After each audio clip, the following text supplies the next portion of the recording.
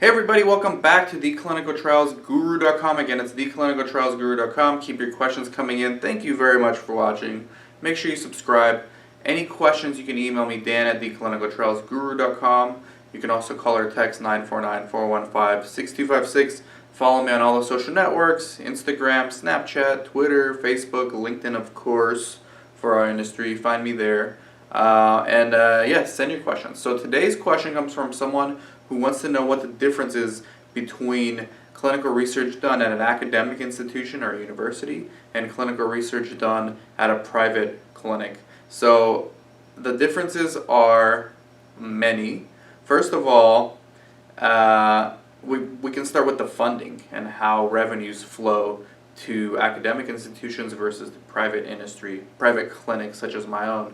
So an academic institution, there's an investigator there, usually they're also a professor, and they're working on a hypothesis, or they're testing a drug, or they're working in collaboration with a big pharma or a small biotech sometimes on testing a hypothesis, testing a drug, testing some kind of theory, and oftentimes it's a drug, sometimes it's not, sometimes it's just proof of concept. So they apply for the grants, okay, and then they can do their study, and these are called investigator-initiated trials, which you can also do in the private sector, so it does get a little bit confusing there, but oftentimes the investigator-initiated trials are done between a site, which is an academic university, an institution, and a sponsor in collaboration, so they will together write the protocol and then conduct the trial either just at that university or at that university and a few other universities. So academic trials are generally lower enrolling than private trials, and oftentimes if they find something that is interesting there, and especially if it's a pharmaceutical company that's also involved in the trial, like a Pfizer or a Janssen or a Eli Lilly, they will then take that trial and move it on to the private clinics. So oftentimes the trials are done first at the academic institutions and then at the private clinics. Well, in the private clinics, the way the funding works is you got to go out there and get a study, all right? You find whatever study you want, you convince the sponsor that you can do it, and then you negotiate a contract and a budget with them. And then you don't get paid until you start randomizing subjects in your trial. So it's very different. I've had people approach me from the academic world that wanted to start their own clinic, and they said, okay, so what's the problem with funding? All we got to do is get grants, right? That's not the case in private research at all. It's actually the complete opposite.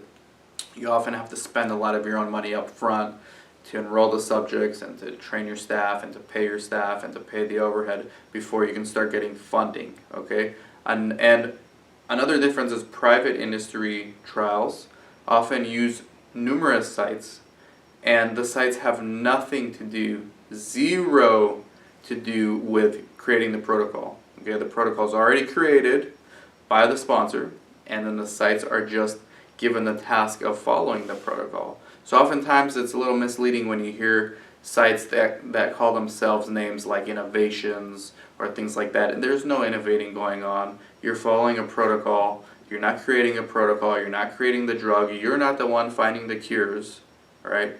As might be the case in an academic institution when they do a clinical trial.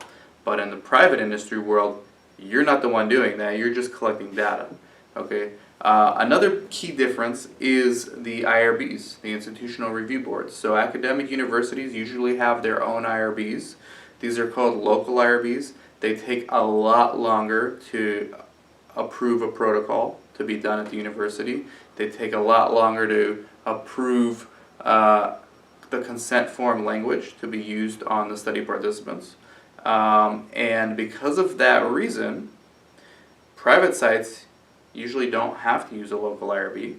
They can use central IRBs, and the sponsor has already selected an IRB for the sites that can use the central IRBs to work on, and the sites don't really need to do anything. The approval's already going to be granted. They just got to submit a few forms, like a site submission form, initial submission form to the IRB, and that's that. But sometimes the confusing part is that in these private industry studies, where the sponsor created the protocol, so it's not an investigator-initiated trial where the investigator comes up with a protocol, designs a study, and then executes it or implements it.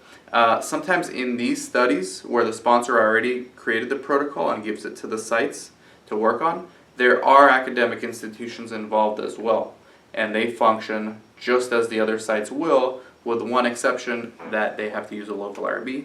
And oftentimes I've heard from monitors that it's a little harder for them to gain access to certain medical records from the university.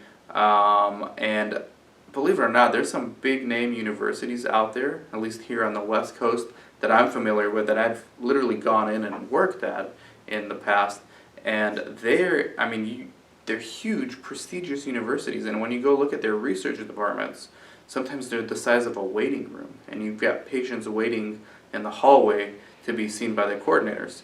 Sometimes they also have state-of-the-art clinics, so it really depends on the university and maybe even the particular department for research that the university's focused on, or that department that you're in. So it's hit or miss sometimes with the facilities and how up-to-date they are and how modern they are and how accommodating they are. When it comes to private research clinics, it's also hit or miss, but the marketplace is a little more brutal there, because if you are not up to par, there's just so many private research clinics out there that you just won't be utilized for a study. You'll be dropped, and that sponsor at least will never use you again.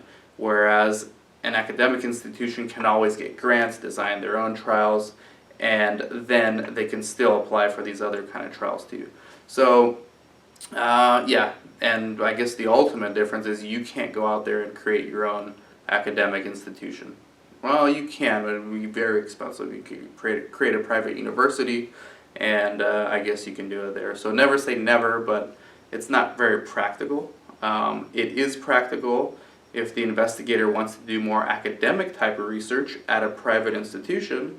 He can collaborate with a pharmaceutical company on an investigator-initiated trial, but these are not publicly funded by the NIH unless it's for a particular rare disease or an orphan drug. They can collaborate with a sponsor on an investigator-initiated trial where it's more academic in nature. You create the protocol and then you implement it at your site.